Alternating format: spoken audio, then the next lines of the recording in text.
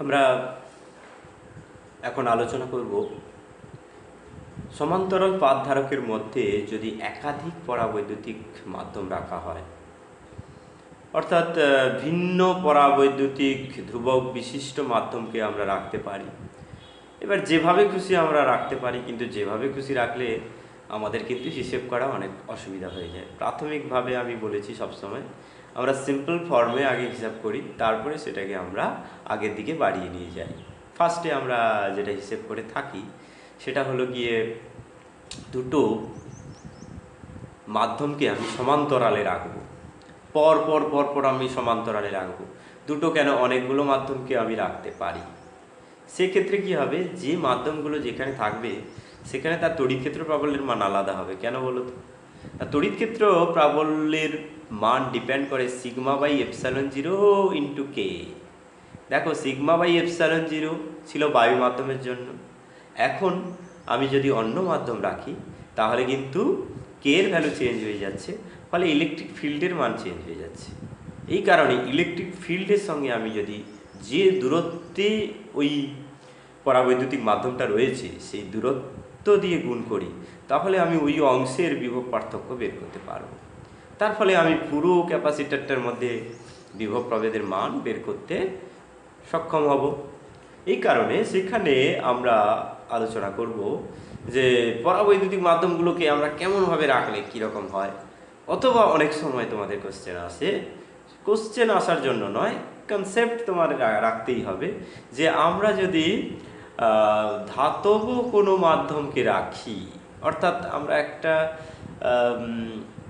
Capacitor তৈরি করেছি, সেই ক্যাপাসিটরের ভেতরে কিছু অংশে আমরা একটা ধাতব পদার্থকে রেখে দিলাম, ধাতুকে ব্লকের মতো করে কিছু রেখে দিলাম। সেক্ষেত্রে কি হবে দেখো, সেখানে কিন্তু তার যে তড়িৎক্ষেত্র প্রাবল্য, সেই তড়িৎক্ষেত্র প্রাবল্যের ভ্যালুটা কিন্তু কমে যাবে।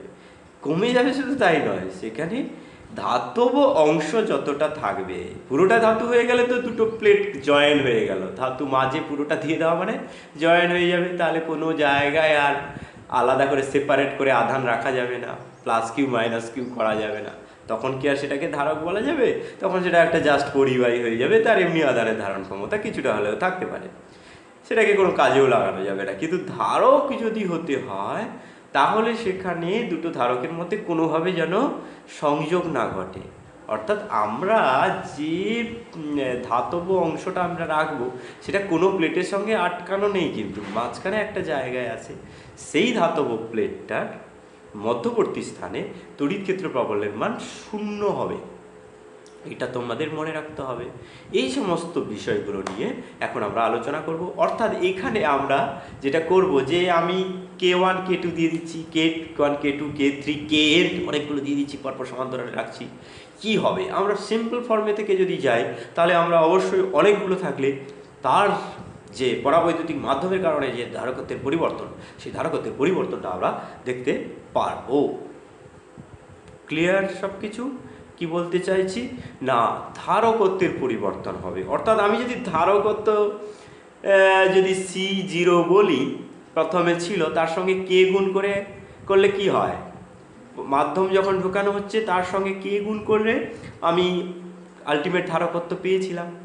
কিন্তু যখন আমি অনেকগুলো মাধ্যম রাখবো তখন কি হবে, K1 K2 কোনটা বলবো, কোনোটাই আমি গুণ করতে পারছি না। তাহলে একটা ইফেক্টিভ কে গুণ করছি, অর্থাৎ K1 গুণ করিনি, K2 গুণ করিনি, সবগুলো মিলে একটা কে গুণ করছি, অর্থাৎ কে ইফেক্টিভ বলবো সেখানে।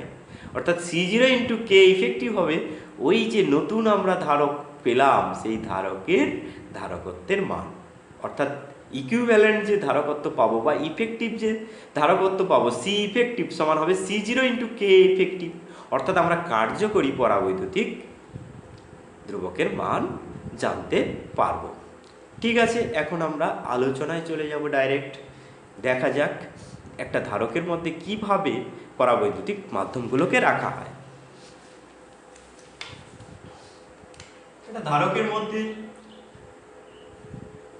এইরকম একটা সমান্তরাল পাত ধারক, এই সমান্তরাল পাত ধারকের মধ্যে কিছু অংশ এইরকম পরাবৈদ্যুতিক মাধ্যম আর বাকি অংশ K1 একটা অংশে K2 পরাবৈদ্যুতিক ধ্রুবক বিশিষ্ট মাধ্যম আমরা রাখতে পারি। এবার এরকম করেও রাখতে পারি, উপরের দিকটায় K1 পরাবৈদ্যুতিক মাধ্যম, নিচের দিকটায় K2 পরাবৈদ্যুতিক ধ্রুবকযুক্ত মাধ্যম রাখছি, এরকম রাখতে পারি। অথবা আমরা এরকম ভাবে রাখতে পারি যে উপরে কিছুটা অংশ আমরা K1 রাখলাম, নিচের কিছুটা অংশ K2 রাখলাম, আর বাকি অংশে K3 রাখলাম, এরকমও রাখতে পারি। অর্থাৎ ফার্স্ট সিম্পল থেকে আমাদের শুরু করতে হবে। এটা যদি পারি এটাও পারবো, এটা পারলে এটাও পারবো, এইভাবে আমাদেরকে এগিয়ে যেতে হবে। ঠিক আছে, স্টার্ট করা যাক। যে আমরা যখন ধারকত্বের কথা বিচার করি তখন আমরা কি করি না, একটা ধারককে আধান দিই, আধান দিয়ে দেখি তার বিভব কত বাড়ছে, আধান বাই বিভব সমান আমি ধারকত্ব পেয়ে যাই। কিন্তু অ্যাকচুয়ালি ওগুলোর উপর তো ধারকত্ব নির্ভর করে না, ধারকত্ব তার গঠনের উপর নির্ভর করে, তার মাধ্যমের উপর নির্ভর করে, এসবের উপর ধারকত্বের মান নির্ভর করে। কিন্তু এখানে আমরা দেখব যে বিভব দিয়ে, অর্থাৎ এখানে একটা তড়িৎ ক্ষেত্র, একটা যদি বিভব সৃষ্টি করি এখানে তড়িৎ ক্ষেত্র প্রাবল্যের সৃষ্টি হবে। অর্থাৎ এর যদি সিগমা হয়, এখানে এর প্লেটের যদি তলমাত্রিক ঘনত্ব প্লাস সিগমা হয়, এই প্লেটের তলমাত্রিক ঘনত্ব যদি মাইনাস সিগমা হয়, তাহলে আমরা এখানে তড়িৎ ক্ষেত্র প্রাবল্যের মানটা কত পাবো না, এখানে E1 পাবো আর এখানে E2 পাবো। আলাদা হয়ে গেল কেন? আগে সব জায়গায় এক ছিল কেন না, সব জায়গায় মাধ্যম সমান ছিল। এখন সব জায়গায় আর সমান থাকছে না, কারণ মাধ্যম আলাদা হয়ে যাচ্ছে। আর আমরা জানি মাধ্যমের উপর তড়িৎ ক্ষেত্র প্রাবল্যের মান ডিপেন্ড করে এপসাইলন 0 ইনটু K1, আর E2 হবে এপসাইলন বাই সিগমা A। এটা হচ্ছে epsilon 0 E equals to sigma by epsilon 0 into K2। ঠিক আছে, এবারে আমরা কি করব না, এই দূরত্বটা ধরলাম D1, এই দূরত্বটা ধরলাম D2। তাহলে এখানে যদি আমি A বিন্দু, এখানে B বিন্দু, এখানে C বিন্দু দিই, A আর B বিন্দুর মধ্যে বিভব কত হবে? A এবং B বিন্দুর মধ্যে বিভব হবে A VA minus VB, VA minus VB, বিভবের পার্থক্য সমান কি? দেখো dV বাই dx সমান E, VB সমান E ইনটু dx। এখানে এটা কনস্ট্যান্ট, তাহলে কি হবে? V সমান আমি কি লিখতে বলি E ইনটু D, এইভাবে পাওয়া যায়। এখানে তাহলে কি হবে? E1 into D1, E1 into D1, E1 এর ভ্যালু কত? Sigma by epsilon 0 into K1, D1 গুণ করে রাখলাম। V থেকে VC এর বিভব প্রভেদ কত? VB মাইনাস VC সমান কি হবে? দেখো এখানে তড়িৎ ক্ষেত্র প্রাবল্যের মান কত? E2, ডিসটেন্স কত? D2, তাহলে হবে E2 ইনটু D2 সমান হবে sigma by epsilon 0 into K2 into D2। এবারে আমি এদেরকে যোগ করে ফেলবো। যোগ করলে কি হবে? এইটা প্লাস এটা মাইনাস এটা প্লাস এটা মাইনাস এটা, এটা কেটে যাবে, VA মাইনাস VC হয়ে যাবে। আর এখানে যোগ করলে কি হবে? সিগমা বাই এপসাইলন 0 দুজনের কমন আছে, শুধু D1 by K1 plus D2 by K2 লিখে ফেলতে হবে। এবারে এইটাকে আমি যদি ধরি যে এমন একটি ক্যাপাসিটর, যে ক্যাপাসিটরের মধ্যে কি আছে আমার জানা নেই, তবে আমি বুঝতে পারছি এটা প্লাস সিগমা, এটা মাইনাস সিগমা, আর এখানে কে ইফেক্টিভ ভেতরে কোথায় কিভাবে ছড়ানো আছে আমার জানা নেই। তাহলে এখানে আমি ধরবো কি তুল্য পরাবৈদ্যুতিক বা কার্যকর পরাবৈদ্যুতিক ধ্রুবক, সেটাকে আমি কে ইফেক্টিভ লিখব। এখানে ডিসটেন্সটা কি হবে? D1 plus D2। সেদিক থেকে আমি ধারকের যে সূত্র, সেই সূত্র থেকে আমি বলতে পারি এটা হচ্ছে A বিন্দু, এটা C বিন্দু। এখানে আমি লিখতে পারি VA minus VC, VA minus VC হলো কি হবে? VA মাইনাস VC সমান সিগমা, মানে এখানকার যে electric field into D1 plus D2, এখানকার ইলেকট্রিক ফিল্ড একটু ভালো করে লেখা যায়, এখানকার electric field into d1 plus d2, কেমন? হ্যাঁ, VA মাইনাস VC সমান হবে এই ইলেকট্রিক ফিল্ডটার ভ্যালু কত হবে? সিগমা আছে আর কে ইফেক্টিভ আছে। কে ইফেক্টিভ কত তো আমি জানি না, কিন্তু আমি কে ইফেক্টিভ লিখব যে সিগমা বাই এপসাইলন 0 কে effective into d1 plus d2, এই এর ভ্যালু এখানে লিখলাম। এবারে এই দুটোর সঙ্গে কম্পেয়ার করব, এই ভ্যালু আর এই ভ্যালুটা সেম।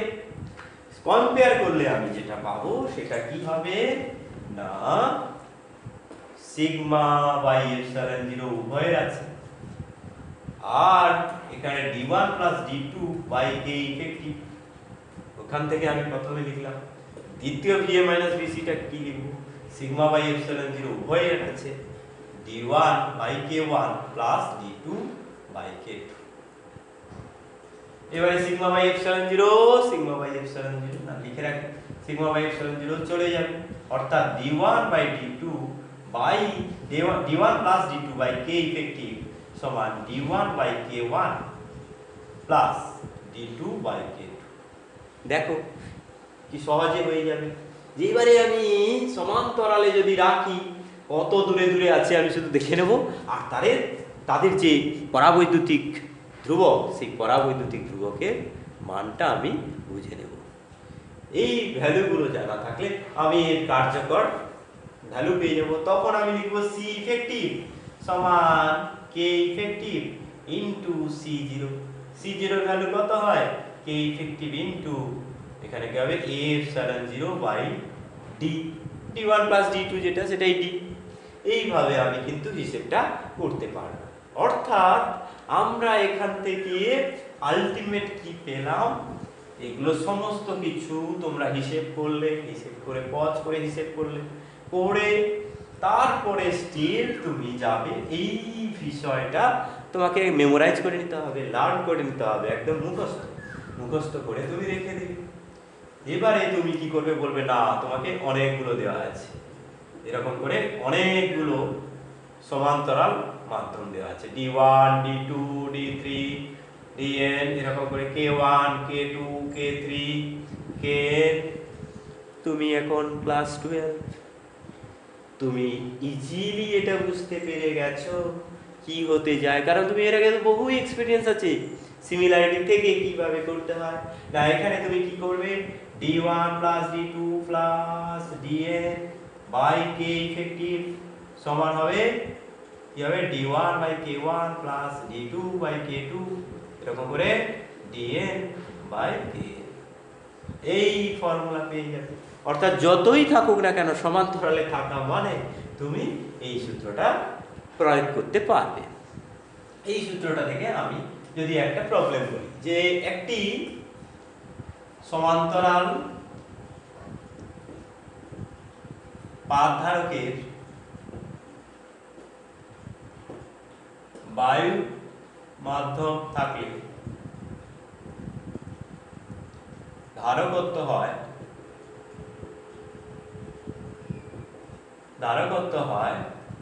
10 মাইক্রোফ্যারাড। এবারে ওই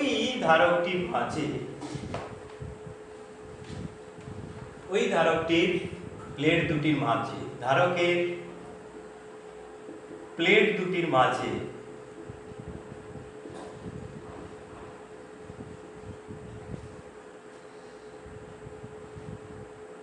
দশ, 5, 20 পরাবৈদ্যুতিক ধ্রুবক বিশিষ্ট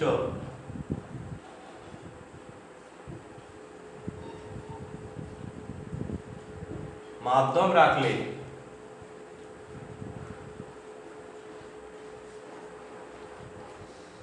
এবং এই মাধ্যমগুলো কত কত করে অঞ্চল জুড়ে রাখতে হবে, দুটো এই পাতগুলোর মধ্যে দূরত্ব এখানে তোমাকে দিতে হবে, দুটি পাতের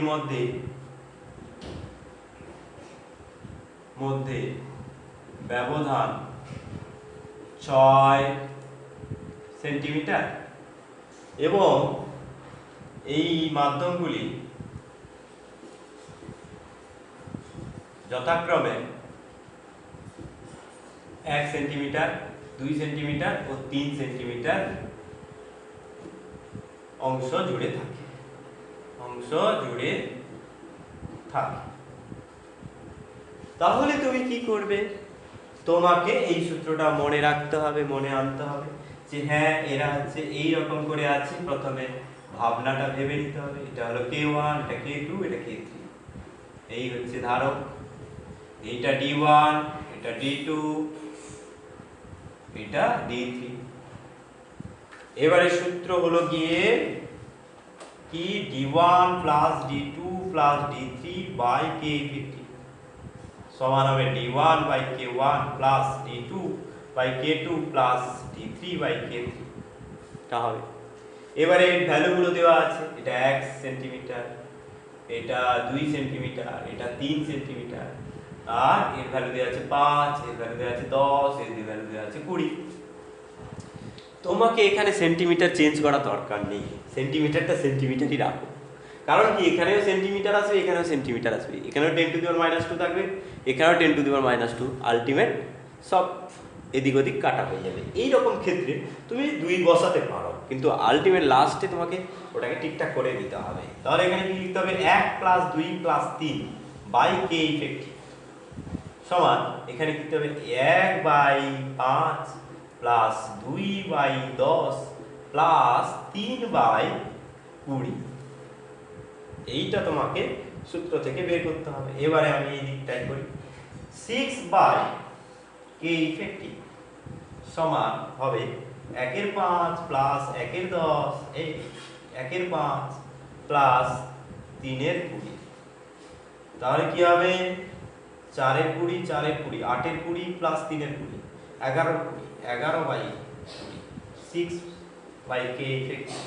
কে ইফেক্টিভ ইকুয়ালস টু হবে 6 ইনটু 20 বাই 11, মানে প্রায় 120 বাই 11, 11 11 121, মানে প্রায় 11 হয়ে গেল।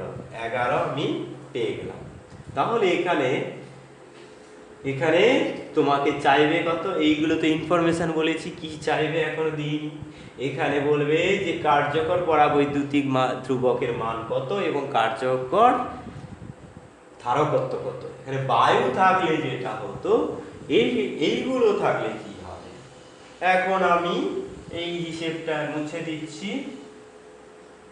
এখানে আমরা লিখব যে কে ইফেক্টিভ সমান হলো 11, আর সি ইফেক্টিভ তাহলে কি হবে? C0 ইনটু কে ইফেক্টিভ।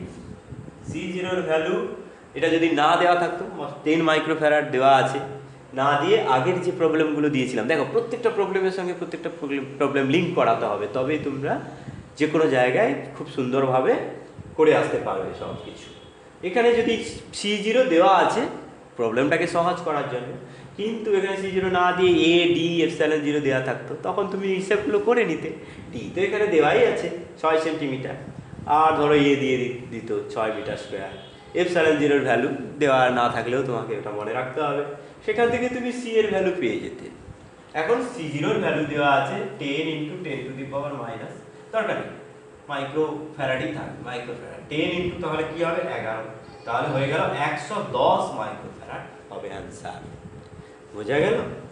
এইগুলো সমান্তরাল করে পরপর থাকলে তার যে সূত্র হয় সেই সূত্র হলো এটা।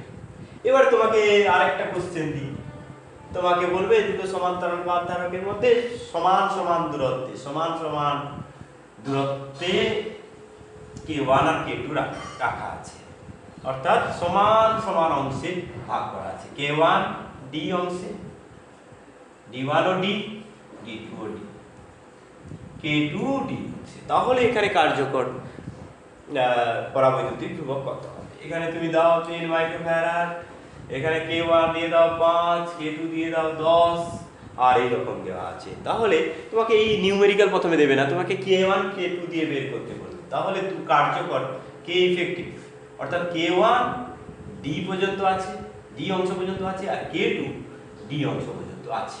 তাহলে কে ইফেক্টিভ কত? আমি আর লিখলাম না, এটা সময় নষ্ট করে কি লাভ। এইটা আমি লিখে নিই। তোমরা বুঝতে পারছো যে আমি বলছি যে এমন একটা সমান্তরাল পাত ধারক রয়েছে, সেই সমান্তরাল পাত ধারকের অর্ধেক অংশ K1 পরাবৈদ্যুতিক মাধ্যম দ্বারা পূর্ণ, বাকি অর্ধেক অংশ K2 পরাবৈদ্যুতিক মাধ্যম দ্বারা পূর্ণ, এবং এই অংশগুলো পরপর সমান্তরালে আছে, উপর নিচে নেই। হ্যাঁ, উপর নিচে থাকলে আবার অন্যরকম হবে। সেক্ষেত্রে তোমাকে কার্যকর পরাবৈদ্যুতিক ধ্রুবক বের করতে দিল। তাহলে তুমি কি করবে? D plus D1 plus D2 মানে D plus D by K effective সমান হবে D by K1 plus D by K2। তাহলে কি হবে? 2D বাই K ইফেক্টিভ সমান হবে D into 1 by K1 plus 1 by K2। সেখান থেকে তুমি DD কেটে যাবে, 2 বাই K ইফেক্টিভ পাবে K1 K2 by K1 plus K2, sorry উপরে থাকবে K1 প্লাস K2। এখন এটাকে উল্টালে তাই হবে, K ইফেক্টিভ সমান হবে 2 K1 K2 by K1 plus K2। তুমি টেস্ট পেয়ার করবে, হামেশাই এই প্রশ্নটা তুমি দেখতে পাবে, এইভাবে তুমি এটা করে ফেলতে পারবে। সেকেন্ড যেটা স্টেপ, আমি এখানে যদি হিসেবটা দিয়ে দিই, 5 আর 10 দিয়ে দিয়েছি, তখন আমি কি লিখতে পারবো? 5 আর 10 দিয়ে দিলে 5 K1 হলো 5, K2 হলো 10, এরা সমান সমান ভাবে আছে, সমান অংশ জুড়ে আছে। তাহলে কি ইফেক্টিভ কি হবে? এই সূত্রটা প্রথমে আমি বের করব, বের করার পরে এটা হিসেব বসিয়ে দেবো। হয় সূত্র শুধু দেবে, নিউমেরিক্যাল দেবে না, আর সূত্রের সঙ্গে সংখ্যাও গুণ করে দিতে পারে, তখন আমরা এই সংখ্যাটা বসিয়ে দেব। 5 প্লাস 10 তাহলে কত হবে? 50 100 বাই 15, 5 20 100, 5 3 15। এইটা হলো কে ইফেক্টিভ, এইটা কে ইফেক্টিভ। কে ইফেক্টিভ যদি পাও তাহলে সি ইফেক্টিভ পেয়ে যাবে, অর্থাৎ ধারকত্ব ওখানে বেড়ে যাবে, কারণ বায়ু ছিল, বায়ুতে 10 মাইক্রোফ্যারাড ছিল, এখানে কত হবে? 20/3 ইন্টু 10 মাইক্রোফ্যারাড সমান হবে কত? 200/3 মাইক্রোফ্যারাড। 200/3 কে ভাগ করলে কত হবে? প্রায় 67 মাইক্রোফ্যারাড অ্যাপ্রক্স। এখানে কোনো কিছু তুমি লুকাবে, সেখানে অ্যাপ্রক্স বলতে হবে, কারণ তুমি দশমিকের পরের বিষয়গুলো তো রাখোনি, তাকে আসন্ন মানে লিখেছো, সেক্ষেত্রে তোমাকে অ্যাপ্রক্স দিতে হবে। এইভাবে আমরা ফার্স্ট টাইপের বিষয়টা আলোচনা করলাম। এর দুটো আমরা প্রবলেম নিলাম, সেই প্রবলেমগুলোই হামেশাই দেখতে পাওয়া যায় বিভিন্ন টেস্ট পেপারসে। এখন আমরা দেখব যে এইরকম করে যদি আমি রাখি, কিছু অংশ উপরের কিছু অংশ K1, নিচের কিছু অংশ K2, এরকম করে রাখলে কি হবে না, এই প্রবলেমটাকে তুমি দুইভাবে ট্রিট করতে পারো। ধরো এদিকের যে অংশটা, এটা এরকম অ্যাকচুয়ালি তো পাত, এই অংশটা জুড়ে, ধরো এই অংশটা জুড়ে K1 রয়েছে, তাহলে এই জায়গাটায় যে এরিয়া, এই এরিয়া আমি A1 ধরব, আর এই জায়গাটার এরিয়া A2 ধরব। এই A2 অংশের জন্য K2, তাহলে দুজনের ক্ষেত্রে D সেম, অর্থাৎ আগে যখন বায়ু ছিল, ভালো করে বুঝো, এইখানে যখন বায়ু ছিল এদের মধ্যে দূরত্ব ছিল D, এখনো এই মাধ্যমটার জন্য দূরত্ব D, এই মাধ্যমটার জন্য দূরত্ব, আর এখানে এরিয়া ছিল A1 প্লাস A2, টোটাল যে এরিয়া ছিল A1 প্লাস A2, এটাও A1 প্লাস A2। সেক্ষেত্রে C0 ছিল A এপসিলন 0 বাই D সমান হবে A1 plus A2 epsilon 0 by D, ঠিক কি না? হ্যাঁ ঠিক। এখন দেখো এখানে তোমার এর জন্য আর এর জন্য আমাকে হিসেব করতে হবে। হিসেব করে আমাকে কি করতে হবে? দেখো এই প্লেট আছে, এই প্লেট আছে, এটাকে আমি এই দিক দিয়ে জয়েন করা যা, আর আমি সরাসরি জয়েন করে দেওয়া তা। ভালো করে বুঝো, এটাই হচ্ছে ট্রিক। এইভাবে বিভিন্ন ট্রিক যে কোনো সময় তোমাকে বুদ্ধি করে লাগাতে হবে। এই ট্রিকগুলো আস্তে আস্তে তোমাকে টিচার জানাবে, সেই ট্রিক থেকে তোমাকে আবার নিজের মতো করে ট্রিক বানিয়ে নিতে হবে। দেখো এখানে তুমি একটা প্লেট রেখেছো, এই প্লেটটাকে তুমি এরকম করে ভাবছো যে এরকম করে কেটে রেখেছো, তাহলে তুমি যদি এরকম করে জয়েন করো, তুমি কি বলবে এই দুটো ক্যাপাসিটার কেমন ভাবে আছে? দেখো এই ক্যাপাসিটার আর এই ক্যাপাসিটার এরা সমান্তরালে রয়েছে, বলো হ্যাঁ কি না বলো? হ্যাঁ, এই দুটো ক্যাপাসিটার সমান্তরালে রয়েছে। তখন তুমি C1 plus C2 C equivalent বা C ইফেক্টিভ সমান কি পাবে? C1 প্লাস C2 পাবে। অর্থাৎ এই উপরের অংশের জন্য যে C এবং নিচের অংশের জন্য যে C, এই নিচের অংশ দেখো এইখানে উপরের অংশ এইটা, আর নিচের অংশটা আমি এরকম করে দেখাবো। নিচের অংশের জন্য C2 পাবো, সেই দুটো C এর যোগ করে দিলেই যেটা হবে সেটাই হবে এখানকার তুল্য ধারকত্ব, ঠিক কি না? হ্যাঁ, দেখো আমি এখানে এই প্লেটটা জোড়া আছে, এখানে বাইরে দিয়ে আর যুক্ত হয়নি, এরকম করে তো জোড়া আছে। এবারে এই ধারকটা একটা ধারক বলছি, এই ধারকটাকে আমি আরেকটা ধারক বলছি। এই ধারকের এরিয়া A1, এই ধারকের প্লেটের এরিয়া A2। তাহলে C1 কি হবে? A1 K1 epsilon 0 by D। ডিটা তো প্রত্যেকের সমান, এরো D এরো D। দ্বিতীয়টা কি হবে? Epsilon 0 A2 K2 by D। তাহলে এপসাইলন 0 বাই D টা কমন আছে, epsilon 0 by D common. A1 K1 plus A2 K2, এইটা হলো C ইফেক্টিভ। এবার C0 কে K ইফেক্টিভ দিয়ে গুণ করলে কি হবে? C ইফেক্টিভ সমান C0 ইনটু K ইফেক্টিভ। এই হলো গিয়ে ব্যাপারটা একদম ক্লিয়ার হয়ে গেছে। এখন আমরা কি করব না, আমরা এটার সঙ্গে এটা কম্পেয়ার করব। তাহলে কি হবে? Epsilon 0 by D A1 K1 plus A2 K2, এটা পেলাম। আর এটা কি পেলাম? এই C0 মানে কি? A1 plus A2 epsilon 0 by D, এটা লিখব A1 plus A2 epsilon 0 by D into K effective into K effective. দেখো C ইফেক্টিভ কি? C0 into K effective, C0 গেল কত? A1 plus A2 epsilon 0 by D, A1 plus A2 epsilon 0 by D into K effective. এটা করলাম, করে আমি এটা পেলাম। অর্থাৎ আমি DD কেটে দেব, এপসাইলন 0 চলে গেল, মরে গেল।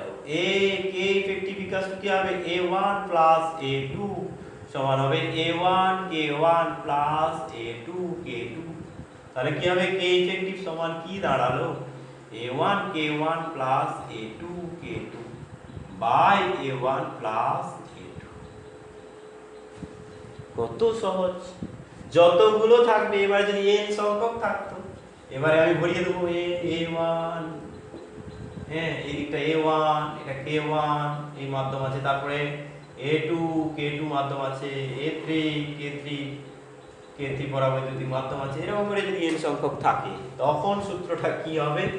খুব সিম্পল তোমাদের কাছে, কারণ তোমরা ক্লাস 12, এখানে তোমরা লিখতে পারবে কি না A1 K1 plus A2 K2 plus AN KN by A1 A2 plus AN সমান হবে summation AI KI by summation AI। এই হলো গিয়ে এর ফর্মুলা। ও তো কিছু ভাবার দরকার নেই, তোমাকে এবারে খুব সিম্পল একটা দেবে, যেটা দিয়ে থাকে টেস্ট পেপারস গুলোতে, তুমি পেয়ে যাবে যে এই A এটাও A/2 এটাও A/2, এখানে K1 রাখা আছে, এখানে K2 রাখা আছে, তাহলে K ইফেক্টিভ কত বলো? তুমি ইজিলি এই ফর্মুলাটা বের বসিয়ে ফেলবে। তোমার ফর্মুলা কি আছে? K ইফেক্টিভ সমান হবে A1 K1 plus A2 K2 by A1 plus A2।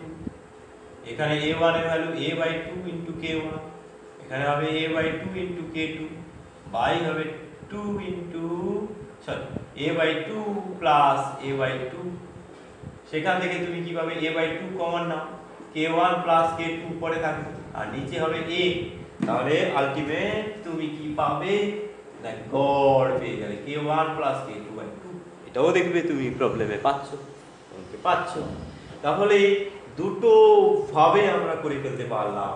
এর একটা নিউমেরিক্যাল যদি আমরা নিই, যদি তোমাকে বলি যে এরকম আছে একটা প্লেট, এই একটা প্লেটের 3টে অংশে এরকম আছে, এর পরাবৈদ্যুতিক মাধ্যম এর 6, এর 8, এর 12, K1, K2, K3 এইরকম করে পরাবৈদ্যুতিক মাধ্যম এখানে রাখা আছে। এখানে পরাবৈদ্যুতিক মাধ্যম বিভিন্ন রকম মাধ্যম রাখা আছে। এবারে এখানে তোমাকে বললো আচ্ছা ঠিক আছে, এটা হলো 3A, এটা হলো গিয়ে 4A, এটা হলো গিয়ে 4A না 2A, আর এটা হয়ে গেল 4A। এরকম তোমাকে দিয়ে দিল। তোমাকে বলবে এবারে এর কার্যকর পরাবৈদ্যুতিক ধ্রুবক বের করো। তুমি কি করবে? সেই সূত্র বসাবে। সূত্রে কে ইফেক্টিভ সমান কি হবে? 3টে লিখতে হবে, A1 K1 plus A2 K2 plus A3 K3 by A1 plus A2 plus A3। এটা মনে রাখা তো কোনো বিষয় নয়। তোমরা ভাবছো এটা এত বড় হচ্ছে কি করে মনে রাখবো? কারণ দেখো এখানে তো A1 K1 তুমি মাত্রা দিয়ে সবসময় মাথায় রাখবে। A1 K1 দেখো এ নিচে এ আছে, এর মাত্রা ভ্যানিশ হয়ে গেল, অ্যাকচুয়ালি কে ইফেক্টিভ পেতে যাচ্ছি, তাহলে কে এর মাত্রা থাকবে। অর্থাৎ আমি এখানে ভাগ হবে K1 plus K2 plus K3 না কি রে, এরকম কোনো জিজ্ঞেস করার কাউকে দরকার নেই পরীক্ষা হলে। তুমি নিজেই মনে রাখতে পারবে যদি তুমি আগে থেকে পরীক্ষাটা নিজে মনে মনে দিয়ে রাখো। তোমাকে কি করতে হবে না, A1 plus A2 plus A3 এর মাত্রা A, এর মাত্রা এদের মাত্রা A ইন্টু K, তাহলে A ইন্টু K এর মাত্রা বাই এর মাত্রা মানে K এর মাত্রা, তার মানে এটা ঠিক আছে। এইভাবে তোমাকে মনে রাখতে হবে। তাহলে এখানে কি হবে 3A ইন্টু K1 মানে 6, তারপরে হবে 2A ইন্টু K2 8 প্লাস কি হবে, এখানে তো এটাকে একটু অন্য দিলে ভালো হতো, এখানে 2 দিয়ে দিই, 2 না এখানে 3 আছে ভালো, এখানে 3 দিয়ে দিই, 3 দিয়ে দাও, তাহলে এখানে 3A করে দাও, 3A, আর এটা হবে 4A ইন্টু হবে 12 বাই এগুলো কি হবে 3A plus 3A plus 4A, তাহলে কি হবে এগুলো সব চলে যাবে, এগুলো কমন, এদিকে এ কমন, এ সব চলে যাবে, গেলে কি হবে 18 প্লাস 3 8 24 প্লাস 12 4 48 বাই 10। দেখো এখানে সবগুলো এ, এখানে 10 এ কেটে গেল, তাহলে 6 3 18 3 8 24 আর 4 12 এ 48। এবারে যোগ করো 48 আর 24 72, 72 আর 18 90। বাহ কি সুন্দর হলো, 90/10 সমান 9। তোমরা ভীষণ লাকি, তোমাদের নাম্বারটা খুব সহজ এসেছে। তাহলে এর ইফেক্টিভ কার্যকরী যে আমরা পরাবৈদ্যুতিক ধ্রুবক পেলাম সেটা 9। এবারে আমরা এর সঙ্গে সি ইফেক্টিভ কি পাবো না 9 গুণিতক C0। প্রথমে এখানে যদি বায়ু থাকে এর ডাইমেনশনের উপরে, অর্থাৎ এ এর ভ্যালু ε0 ডি এগুলোর ভ্যালুর উপরে C0 এর মানটা আগে থেকে বসানো আছে, বের করা আছে। এখন তার সঙ্গে আমি 9 গুণ করে দেবো, গুণ করলে আমি কার্যকর ধারকত্বের মান পেয়ে যাব। এবারে যেটা শেষের যেটা হিসেব, অর্থাৎ দুরকম যদি থাকে কি করব, খুবই ইজি, তোমাকে ট্রিক বুঝতে হবে, ট্রিক। 1 নম্বরে বা 3 নম্বর কেস, 3 নম্বর কেসে আমি বলেছিলাম এইরকম মাথায় থাকবে, তার নিচে এটা থাকবে। প্রথমে আমি সহজটা নেব, এখানে K1 নেব, এখানে K2 নেব, এখানে K3 নেব। প্রথমে তাহলে কি করতে হবে বলতো, এইখানকার কে ইফেক্টিভ বের করতে হবে। এখানকার কে ইফেক্টিভ বের করলে কি সুবিধা হবে বলতো, এখানে কে ইফেক্টিভ লিখব না, পুরোটা কে ইফেক্টিভ লিখব। এখানে আমি K1 K2 দিয়ে একটা 1 2 লিখে দিই, K1 2 ঠিক কি না, এটা লিখলে সুবিধা। K1 2 K1 2 সঙ্গে K3 কি হবে, গড় হয়ে যাবে।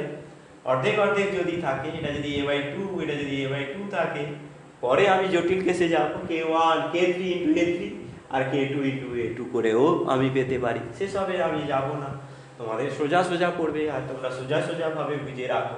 তাহলে K1 2 এইখানটার যে আমি ইফেক্টিভ পরাবৈদ্যুতিক ধ্রুবক সেটা বের করব। এটা কোন ফর্মুলায় হবে, আরে সমান্তরালের ফর্মুলায় হবে। এইটার ভ্যালু কত, আমি D1 দিলাম, এটা D2 দিলাম, নিউমেরিক্যালি আসলে দেখবে সহজ হয়ে যাবে এক্সপ্রেশনটা।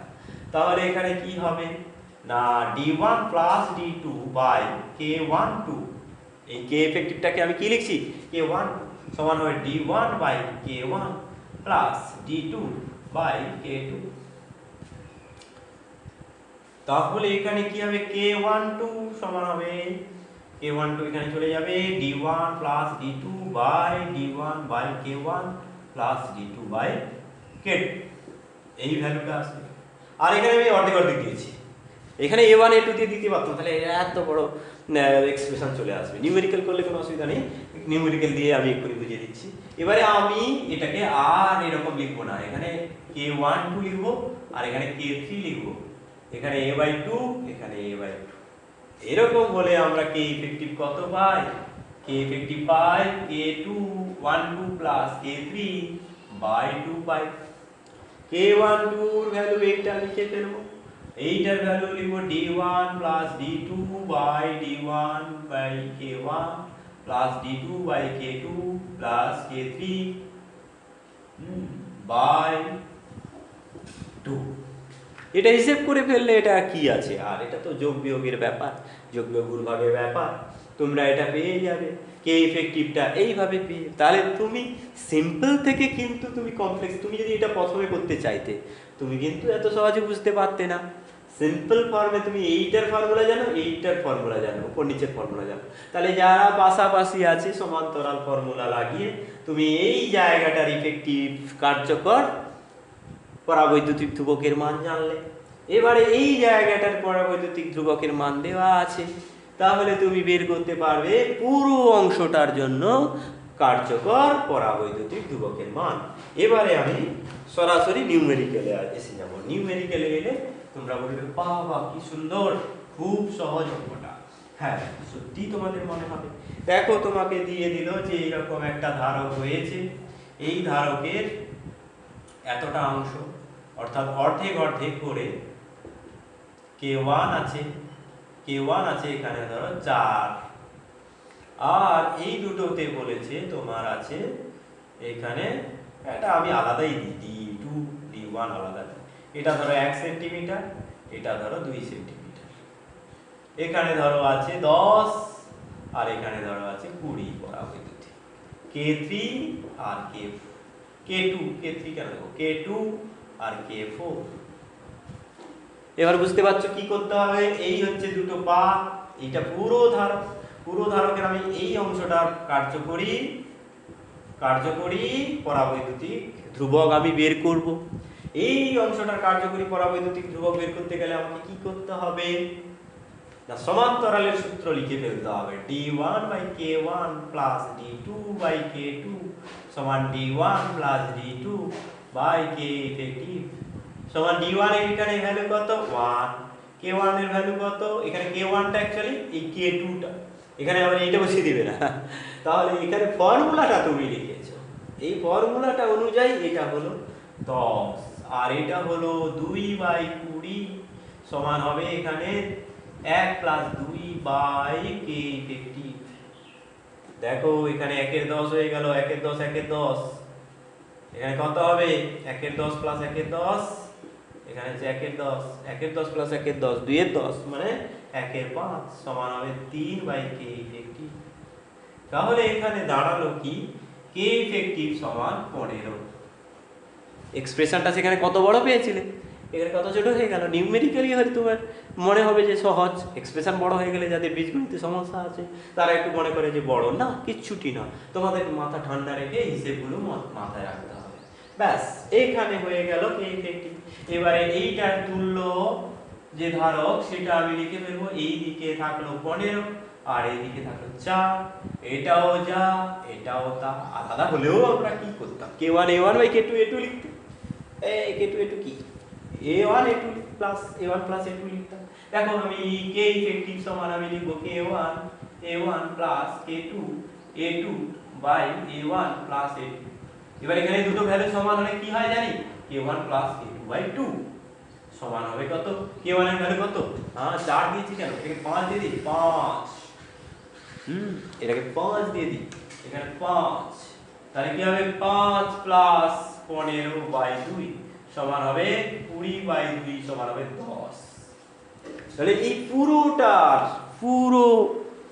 যে ক্যাপাসিটার, সেই পুরো ক্যাপাসিটারের যে তুল্য ইফেক্টিভ বা কার্যকর, তুল্য বা কার্যকর বা ইফেক্টিভ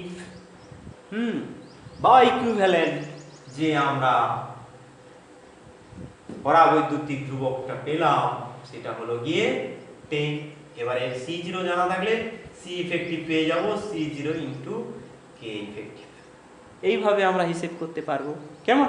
আমরা কিন্তু পরাবৈদ্যুতিক মাধ্যম থাকলে একটা কোনো ক্যাপাসিটারের মধ্যে যদি পরাবৈদ্যুতিক মাধ্যম থাকে তার জন্য তার কি হয়, তার কার্যকর পরাবৈদ্যুতিক মাধ্যম ধ্রুবক কত হয়, সেগুলো আমরা কিন্তু হিসেব করতে পারলাম। কোনো অসুবিধা হবে না, এর মধ্যেই সব আসবে। তুমি সারা ভারতবর্ষে যত কম্পিটিটিভ এক্সাম আসে তা আসুক না কেন, তুমি যদি ট্রিকটা বুঝতে পারো তাহলে তোমার কোনো কেউ তোমাকে আটকাতে পারবে না। শুধু তোমাকে এই দুটো ফর্মুলা মনে রাখতে হবে। এরকম করে তুমি মুখস্থ করে ফর্মুলা থাকবে না, তোমাকে ভেবে নিতে হবে যে এটা কী করে এসেছিল, সেটা মাথায় রাখতে হবে, তবেই তুমি অ্যাপ্লাই করতে পারবে। যাকে আমি আর বেশি কথা বলবো না, এখনকার মতো এই পর্যন্ত। এরপরে আসছি আমি কি নিয়ে না, এরপরে আসবো বিভিন্ন সমান্তরাল অনেকগুলো পাত থাকলে। আমি দুটো পাত নিয়ে কাজ করলাম এত সময় ধরে। আগের দিন আমি দেখেছিলাম n-1 সংখ্যক, এই n সংখ্যক যদি পাত থাকে, কাছাকাছি পাত থাকে, এরকম চিরুনির মতো পরপর আটকা থাকে, সেই ক্ষেত্রে তার ধারকত্ব কত হয়েছিল। এরকম করে আরও অনেক রকম কম্বিনেশন থাকে, আরও অনেক রকম পাত থাকে, সেইগুলো বের করতে হামেশাই আসে, MCQতে তো আসেই, প্লাস হচ্ছে বিভিন্ন প্রতিযোগিতামূলক পরীক্ষায় এসে থাকে। সেইগুলো সহজে তুমি বুঝবে কি করে, তার ট্রিক আমি আজকে তোমাদের বলে দেবো, জানিয়ে দেবো। ঠিক আছে, এখনকার মতো এই পর্যন্ত।